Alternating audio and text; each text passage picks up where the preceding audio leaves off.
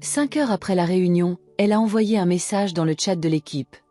En fait, je n'ai pas écrit cette partie. Peut-être que Lise peut y jeter un coup d'œil. À ce moment-là, tout le monde dans l'entreprise savait que Vanessa avait menti. Il ne m'a fallu que 10 minutes pour résoudre le problème qu'elle n'avait pas réussi à résoudre en 5 heures. C'est ainsi qu'a commencé la fin de sa carrière dans notre entreprise. Je m'appelle Lise Chen, j'ai 32 ans et je travaille comme ingénieur logiciel senior chez Horizon Tech, une société de développement qui connaît une croissance rapide sur le marché. J'ai toujours été reconnue pour mes connaissances techniques, mais je suis aussi extrêmement introvertie. Parler en public m'angoisse, et affronter les gens directement? Ce n'est pas dans mon ADN. Je préfère laisser mon travail parler pour moi. Malheureusement, dans le monde de l'entreprise, ceux qui parlent le plus fort obtiennent souvent le plus de crédit. Et c'est exactement ce que Vanessa Parker, ma coéquipière, a appris à exploiter à la perfection. Vanessa était tout le contraire de moi. Extravertie, charismatique et toujours prête à présenter des idées en réunion.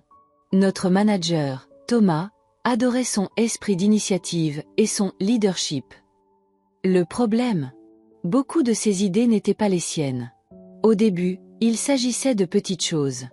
Elle mentionnait avec désinvolture une solution que j'avais partagée dans le chat de l'équipe, comme s'il s'agissait de la sienne. Ou bien elle entrait dans une conversation technique en répétant exactement ce qu'un autre développeur venait de dire, mais avec plus d'emphase et d'énergie. « C'est génial, Vanessa !» disait Thomas, ignorant totalement que l'idée était venue de quelqu'un d'autre quelques secondes auparavant. J'observais de loin, remarquant un schéma qui se répétait de plus en plus fréquemment.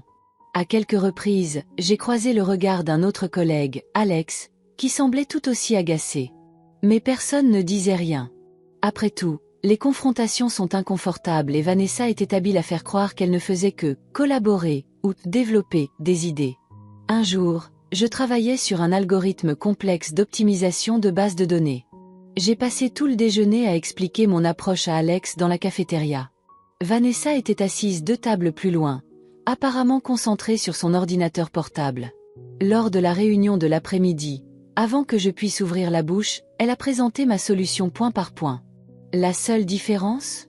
Elle utilisait des termes plus techniques et souriait davantage. « Waouh, c'est exactement ce dont nous avions besoin !» s'exclame Thomas, visiblement impressionné. J'ai eu envie de dire quelque chose, mais les mots sont restés bloqués dans ma gorge. Mes paumes ont commencé à transpirer et mon cœur s'est emballé. Affronter Vanessa signifierait avoir tous les regards braqués sur moi, et c'était quelque chose que je ne pouvais tout simplement pas supporter. Alors, une fois de plus, je restais silencieux. Cependant, quelque chose était en train de changer en moi. J'ai commencé à documenter méticuleusement mon travail. Chaque ligne de code, chaque solution, chaque idée, tout était enregistré avec une date et une heure, et partagé discrètement avec Alex ou envoyé à mon propre courriel d'entreprise comme preuve. Je ne savais pas encore exactement ce que j'allais faire de ces informations, mais quelque chose me disait qu'elles finiraient par être utiles. C'est alors qu'est arrivé le projet Phoenix, la plus grande mise en œuvre à laquelle notre équipe ait jamais été confrontée. Il s'agissait d'une mise à niveau complète du système de sécurité qui devait concerner tous les clients. La pression était énorme et chaque membre de l'équipe s'est vu confier une partie cruciale à développer. J'étais chargé de corriger un bug critique qui provoquait des échecs d'authentification dans certaines conditions. Il s'agissait d'un problème profondément ancré dans le code source, qui nécessitait une compréhension approfondie des différentes parties du système. Pendant 3 jours et 2 nuits, j'ai pratiquement vécu à l'intérieur de ce code. J'ai fait des heures supplémentaires, j'ai ignoré des messages personnels et j'ai même oublié de déjeuner l'un des jours. Finalement, le 3e soir, vers 23 heures, j'ai trouvé la solution. Le problème résidait dans une interaction subtile entre 3 composants différents que seule une personne ayant littéralement disséqué le code pouvait identifier. J'ai corrigé le problème, je l'ai testé de manière approfondie, j'ai tout documenté et je l'ai soumis à l'examen. Lorsque je suis rentré chez moi, j'étais épuisé mais satisfait. J'ai mis mon téléphone portable en mode silencieux et j'ai dormi pendant près de 10 heures d'affilée. Le matin, j'ai vu plusieurs notifications sur Slack, toutes de Vanessa demandant des détails sur ma correction. Lors de la réunion de l'après-midi, Thomas a commencé par dire « Faisons le point sur l'avancement du projet Phoenix. Qui veut commencer ?» Avant que je puisse reprendre mon souffle, Vanessa a levé la main. « Je peux parler de la correction du bug d'authentification. » Thomas sourit. « Bien sûr, Vanessa, nous serions ravis de l'entendre. » Si vous appréciez cette histoire et voulez savoir comment je vais gérer cette situation difficile, n'oubliez pas de vous abonner à la chaîne pour suivre d'autres histoires de dépassement et de vengeance sur le lieu de travail. Ce qui s'est passé ensuite n'a pas seulement changé ma carrière du tout au tout, mais a aussi donné à Vanessa une leçon qu'elle n'oubliera jamais. Vanessa s'est levée avec cet excès de confiance qui m'a toujours irritée. Ses talons ôtaient tapaient le sol tandis qu'elle se dirigeait vers l'avant de la salle. Elle a souri à tout le monde et a commencé à expliquer dans les moindres détails techniques comment, elle, avait résolu le bug d'authentification critique. Le problème était vraiment complexe, dit-elle en faisant des gestes avec ses mains parfaitement manucurées. Nous avons réalisé que la faille se produisait dans l'interaction entre trois composants distincts du système. Nous. J'ai failli m'étouffer avec mon café. Notre approche a consisté à cartographier entièrement le flux de données et à identifier les points où l'authentification était défaillante, a-t-elle poursuivi, récitant pratiquement les notes que j'avais consignées sur le système. Nos collègues semblaient impressionnés. Thomas a souri, hochant la tête en signe d'approbation. Seul Alex m'a regardé discrètement, les sourcils haussés dans une question silencieuse. J'ai simplement haussé les épaules, comme pour dire « c'est comme d'habitude ». Après la réunion, j'ai reçu un message d'Alex. « Ça devient ridicule. Tu ne vas rien dire ?» Je lui ai répondu « Ne t'inquiète pas, chaque chose en son temps. » Ce que personne ne savait, pas même Alex, c'est que je ne me contentais plus de documenter. J'étais en train de tendre un piège parfait. Pendant des semaines, j'avais stratégiquement implanté de petites bizarreries dans mon code, rien qui n'affecterait la fonctionnalité, mais des détails que seuls ceux qui écrivaient réellement le code comprendraient. Dans le cas du bug d'authentification, par exemple, j'avais mis en œuvre une solution qui fonctionnait parfaitement, mais avec une approche non conventionnelle qui nécessitait une compréhension approfondie de l'ensemble du système. Toute personne essayant d'expliquer ou de modifier sans vraiment comprendre serait exposée. Mon plan ne faisait que commencer. J'avais besoin d'un allié autre qu'Alex, dont la relation avec moi était déjà connue de tous. Il me fallait quelqu'un de plus haut placé que Vanessa dans la hiérarchie, quelqu'un qui puisse témoigner objectivement. C'est alors que j'ai rencontré Elena Vasquez, la nouvelle directrice des technologies qui organisait des séries de conversations individuelles avec l'ensemble de l'équipe pour mieux comprendre nos processus. Elena avait 20 ans d'expérience dans le domaine de la technologie et des yeux qui semblaient voir à travers n'importe quelle façade. Au cours de notre conversation de 30 minutes, j'ai réalisé qu'elle serait la personne idéale. J'ai remarqué des schémas intéressants dans la répartition des crédits au sein de l'équipe. Ai-je commenté avec désinvolture lorsqu'elle m'a demandé si j'avais des inquiétudes. Elena incline légèrement la tête. Continue.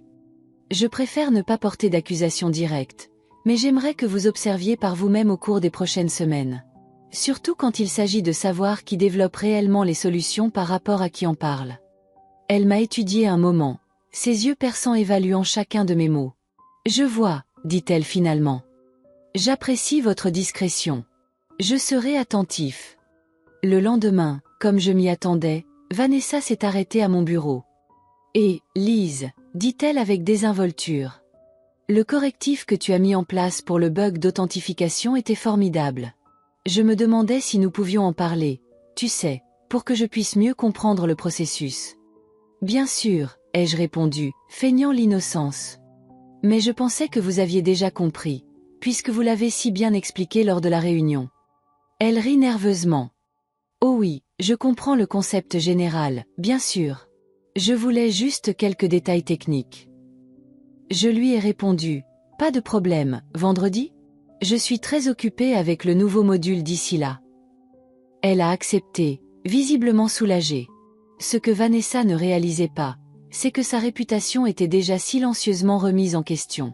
Elena avait commencé à observer la dynamique de l'équipe, et après 2 réunions, posait déjà des questions précises sur les personnes qui avaient réellement mis en œuvre certaines solutions. Pendant ce temps, Thomas annonçait un nouveau problème critique qui devait être résolu immédiatement. Curieusement, il concernait la même zone du système où j'avais corrigé le bug précédent. « Vanessa », dit-il en se tournant vers elle. « Puisque vous avez travaillé sur le dernier correctif dans cette zone, pouvez-vous prendre en charge ce problème ? Nous avons besoin de le résoudre d'ici demain pour le lancement. » Son visage pâlit subtilement, mais elle garde le sourire. « Bien sûr, pas de problème. » 1 heure plus tard, j'ai reçu un message de sa part. « Lise, peux-tu me donner quelques conseils sur ce nouveau problème ? Je suis un peu perdue face à sa complexité. » Je lui ai répondu. je suis en réunion importante en ce moment, peut-être plus tard? C'est urgent, a-t-elle insisté. Thomas attend une mise à jour bientôt. Essayez de vérifier la documentation que j'ai laissée sur le système, ai-je suggéré. J'ai expliqué la structure en détail. Ce qu'elle ne savait pas, c'est que j'avais tout documenté à la perfection, mais d'une manière que seule une personne comprenant vraiment le code serait en mesure d'interpréter. Pour toute autre personne, c'était comme lire des hiéroglyphes. 3 heures plus tard, Vanessa n'avait toujours pas progressé. Elle a commencé à paraître nerveuse lors des réunions de mise à jour rapide, donnant de vagues explications sur l'exploration d'approches multiples. À la fin de la journée, Elena a traversé la zone de développement et s'est arrêtée au bureau de Vanessa. Comment se passe la résolution des problèmes critiques? Je finalise quelques détails, répond Vanessa, visiblement mal à l'aise. Intéressant. Commente Elena. Comme vous avez expliqué la solution précédente de manière très détaillée lors de la réunion de la semaine dernière, j'ai pensé que ce problème connexe serait relativement simple pour vous. À ce moment-là, j'ai remarqué qu'Alex observait l'interaction avec un petit sourire. Il avait compris qu'il se passait quelque chose. Au fur et à mesure que l'échéance approchait, la panique de Vanessa augmentait. Elle a essayé de m'envoyer 5 messages supplémentaires, tous plus désespérés les uns que les autres. Dans le dernier, elle m'a pratiquement supplié. « Lise, s'il te plaît, j'ai besoin de ton aide. Je n'arrive pas à comprendre comment fonctionne cette partie du code. » J'ai répondu poliment. « Désolé, je suis en train de finaliser un autre projet important. Je suis sûr que tu te débrouilleras puisque tu connais si bien cette partie du système. » Le lendemain matin, alors que l'échéance approchait, le désespoir de Vanessa atteignit son paroxysme. Elle était visiblement tendue lors de notre réunion quotidienne, répondant par des phrases courtes et évitant le contact visuel. Thomas, qui montrait déjà des signes d'inquiétude, lui a demandé directement « Vanessa, aurons-nous la correction à temps pour le lancement ?» C'est à ce moment-là que j'ai réalisé que mon plan fonctionnait parfaitement.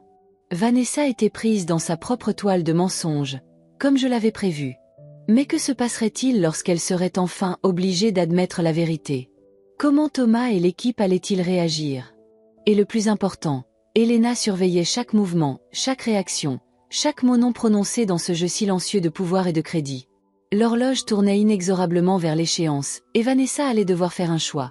Continuer à mentir et échouer de façon spectaculaire, ou admettre la vérité et faire face aux conséquences de son comportement. La réunion finale sur l'état d'avancement du projet est prévue pour 14 heures. Tous les chefs d'équipe seraient présents, y compris Elena. Lorsque nous sommes arrivés dans la salle de conférence, j'ai tout de suite remarqué que Vanessa avait l'air d'avoir vieilli de 10 ans depuis hier.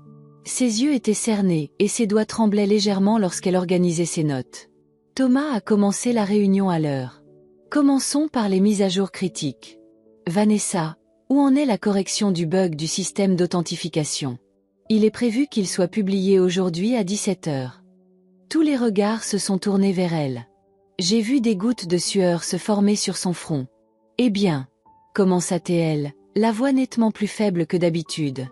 J'ai quelques difficultés avec la mise en œuvre. Thomas fronce les sourcils. Quel genre de difficultés? Vous avez si bien expliqué la correction précédente que j'ai pensé que celle-ci serait relativement similaire. C'est à ce moment-là que j'ai remarqué qu'Elena m'observait attentivement, ses yeux passant de moi à Vanessa. Le problème est plus complexe qu'il n'y paraît, tenta d'expliquer Vanessa, mais ses paroles semblaient vides, même à ses propres yeux. Combien de temps te faut-il encore? Demanda Thomas, visiblement inquiet. Je ne suis pas sûr. Le silence qui suivit fut assourdissant. Alex toussa discrètement, rompant la tension momentanée. Elena se pencha alors en avant.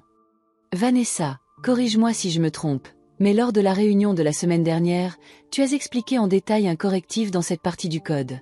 Je ne comprends pas pourquoi ce problème connexe est si difficile à résoudre. Le visage de Vanessa est devenu complètement rouge. Elle a ouvert la bouche et l'a refermée, comme un poisson hors de l'eau. Le piège se refermait. Peut-être, poursuit Elena, d'une voix calme mais incisive, pourrions-nous demander l'avis de la personne qui a mis en œuvre la correction précédente? Tous les regards se tournent vers moi. Je garde une expression neutre, comme si la conversation ne m'intéressait que très peu. Vanessa déglutit. Elle m'a regardé un moment, ses yeux implorant silencieusement de l'aide. Je ne la quittais pas des yeux, ne lui retournant qu'une légère arche de sourcils. Je dois avouer quelque chose, dit-elle finalement, sa voix étant presque un murmure. En fait, ce n'est pas moi qui ai mis en œuvre la correction précédente. C'est Lise qui l'a fait. Thomas cligna plusieurs fois des yeux, pour assimiler l'information. Mais vous avez expliqué tout le processus lors de la réunion. Vous avez dit nous l'avons mise en œuvre et notre approche était.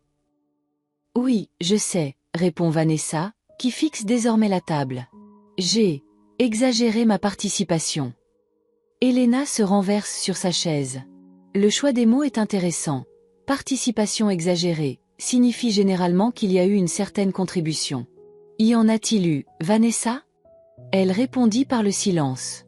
Thomas se tourne alors vers moi. Lise, as-tu appliqué toi-même la correction précédente?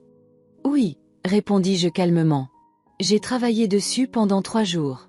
J'ai toute la documentation et l'historique des engagements. Elena acquiesce. J'ai vérifié hier. Les enregistrements montrent clairement que Lise a travaillé seule sur ce problème complexe. Il n'y a aucune preuve d'une quelconque contribution de Vanessa. Le visage de Thomas passe de la confusion à la déception, puis à la colère. Vanessa, c'est extrêmement grave. Vous avez délibérément présenté le travail de quelqu'un d'autre comme étant le vôtre. Ce n'était pas exactement ça, tente-t-elle d'argumenter, mais sa voix lui fait défaut. J'essayais juste de faire preuve d'esprit d'équipe. S'attribuer le mérite du travail d'autrui n'est pas de l'esprit d'équipe, interrompt Elena, la voix aussi tranchante qu'une lame. C'est du plagiat professionnel. Thomas prend une grande inspiration. Nous devrons en discuter plus tard. Pour l'instant, nous devons résoudre le problème actuel. Lise, peux-tu prendre en charge la résolution de ce bug? Bien sûr, ai-je répondu. En fait, j'ai déjà identifié le problème. J'attendais de pouvoir partager mon analyse. J'ai ouvert mon ordinateur portable et j'ai commencé à expliquer le problème et la solution que je proposais. Au fur et à mesure que je parlais, je voyais l'expression de Vanessa s'effondrer complètement. Chaque explication technique détaillée que je fournissais était un clou de plus dans son cercueil professionnel, prouvant non seulement que j'avais fait le travail précédent, mais aussi qu'elle n'aurait pas pu comprendre le code même si elle avait essayé. C'est brillant, Lise, commente Thomas lorsque j'ai terminé. Combien de temps te faut-il pour l'implémenter?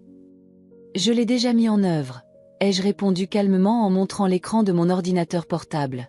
Je l'ai testé dans tous les environnements et il est prêt à être déployé. Un murmure d'admiration a parcouru la salle. J'ai vu Alex sourire ouvertement. Thomas semblait réellement impressionné. Vous aviez donc déjà résolu le problème avant même que la réunion ne commence? Je l'ai résolu hier soir, ai-je expliqué. Je voulais m'assurer que tous les tests avaient été effectués avant de l'annoncer. Elena a souri pour la première fois depuis que je l'ai rencontrée. Une efficacité extraordinaire, Lise. Et remarquablement modeste dans ses réalisations. Vanessa semblait sur le point de s'évanouir.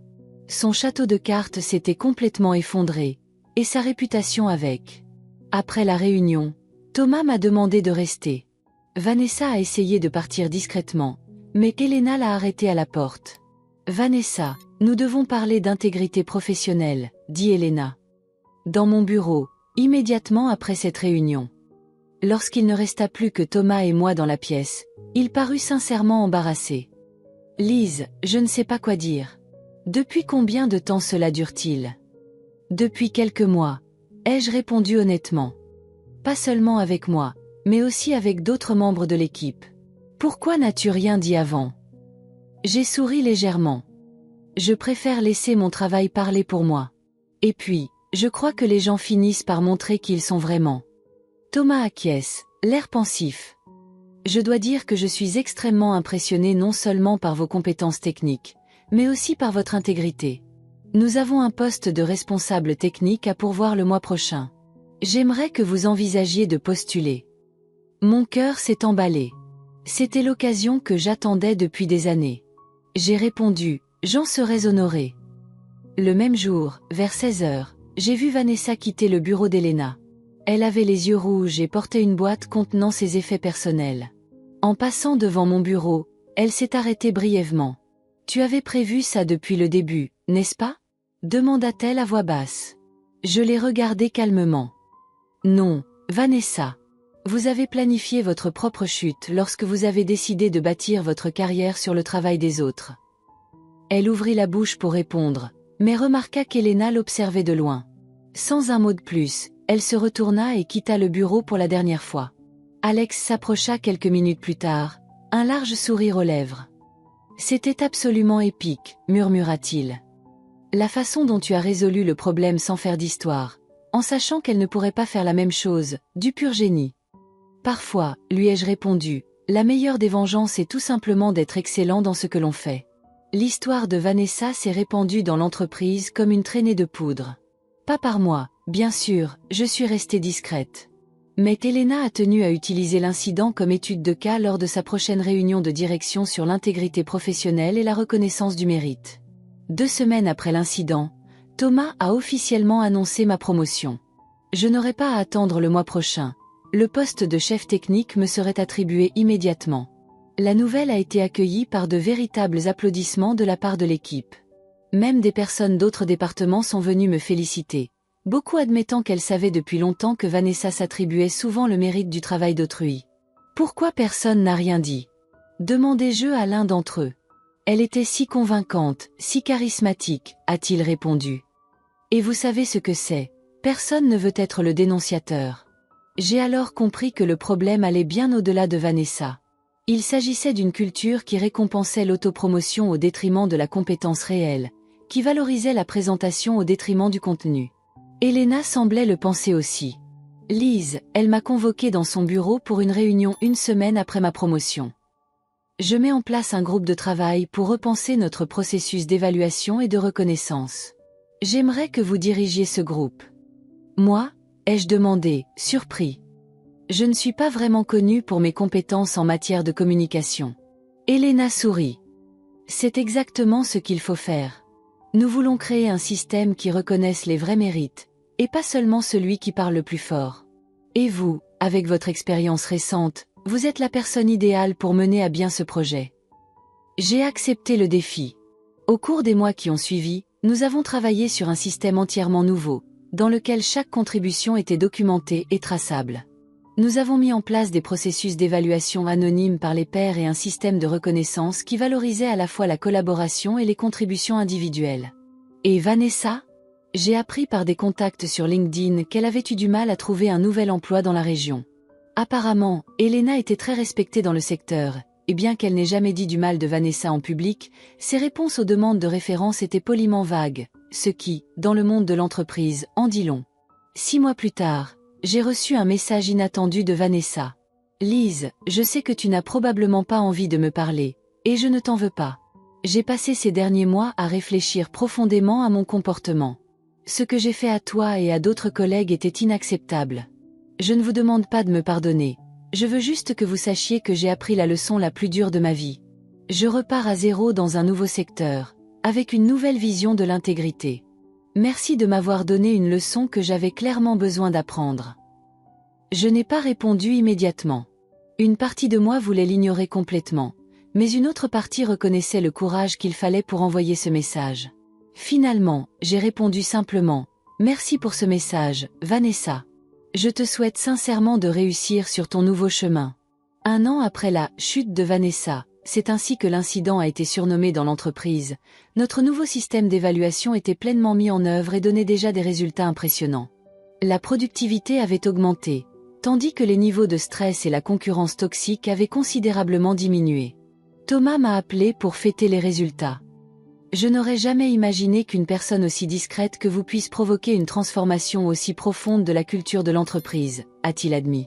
Parfois, lui ai-je répondu, les personnes les plus discrètes sont celles qui observent le plus attentivement. Il a acquiescé. Elena va partir au siège mondial pour diriger le département des technologies internationales. Ma mâchoire s'est décrochée.